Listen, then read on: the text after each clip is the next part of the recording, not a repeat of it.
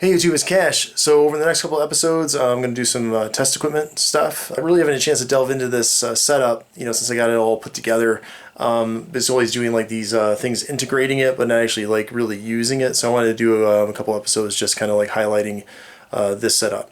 I'm also going to be using, just want to try out this camera. This is an older camera that I have. I remember it shoots in HD, and I just might want to use it for future, so I'm testing the audio and the video on this as well. So I'm going to go through this patch with you right now. I'm going to go through this with the last episode of the series being like everything together, so you get to see this like broken down into like sections. It's just too much to put into one episode. So this is this part of the setup is what I call like the upside down, or I was jokingly referring to. I guess it's all the like kind of like the weird stuff, but it's going to be, so there's going to be some pitchiness and wildness kind of going on, and I wanted to kind of like figure what the pitches were going to be, or what I wanted to use, because I'm going to incorporate some cassette tape work over this. And you'll see that in the next episode. But so I wanted to kind of work this out first. It's kind of like the wild stuff, like all the weird stuff. And I did a little jam with that too, and you get to see that completely unedited. And so you kind of get to see like me kind of like testing things out. It's not as musical as usually as I would want to be, but this is now just about that. It's also about learning stuff and that sort of thing. So I'm going to take you through the patch, and let's check it out. So everything starts here. We got this Korg drum machine. I'm using the control voltage here. I'm running that into this Como electronic pedal and this Twin Stags pedal, that's going to be for a later episode to see what's happening there. But one of the legs of this CV going into this serial data generator.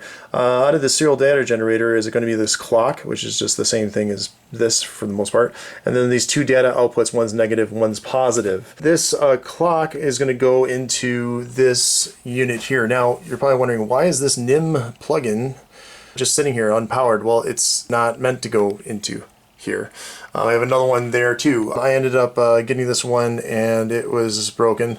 And the seller was nice enough to send me another one, but that one was also broken. And I didn't bother returning them because I got them for next to nothing, and the parts are worth that. And that's basically what I used them for. All I did is just add this multiple pole switch, and when it's flipped one way, all of these inputs are fed into this 4 output switch here, so I can actually use these as a switch control, kind of like what this is here.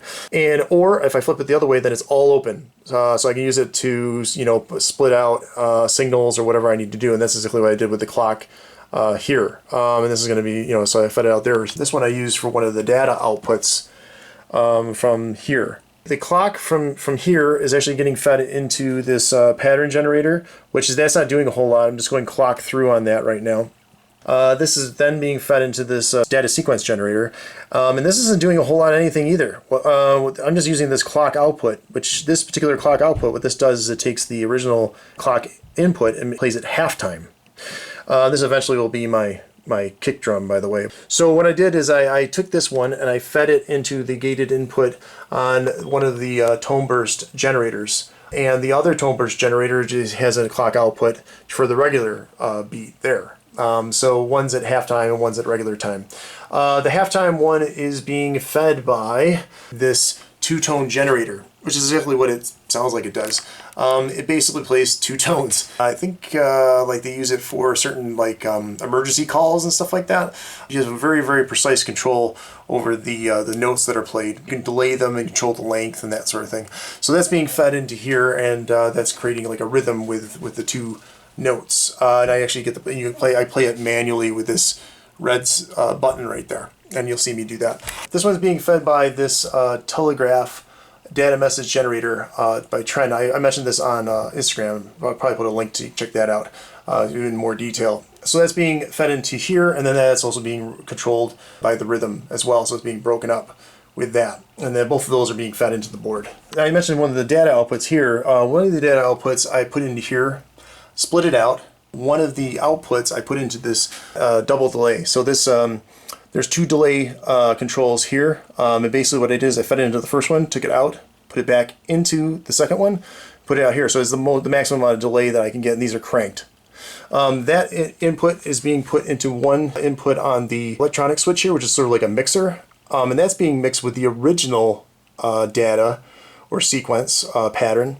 And what that does is actually it thickens the signal, so they're mixing them two together, and then that is being fed into this noise generator and triggering this. It does a very, very interesting thing, you know, more so than if I just fed it into here, you know, normally. You know, so this thickened signal that's like has these milliseconds of delay is being, you know, it's all about the voltages really, which is what's creating this effect, you know, as well. So it's kind of hard to explain, but anyway, so this output here is being fed into this analog processor here, and that is also being played against the clock output here. So we got the clock, we got this data, right? So they have this data which is in a rhythm or a sequence pattern, and it's being played against the original clock, which is you know, creating, you know, some interesting effects. It's kind of hard to describe what the analog processor does, but it kind of like takes the two signals and plays them against each other, and these controls, you know, can do lots of things. You'll see me kind of like playing with both of these kind of manually during this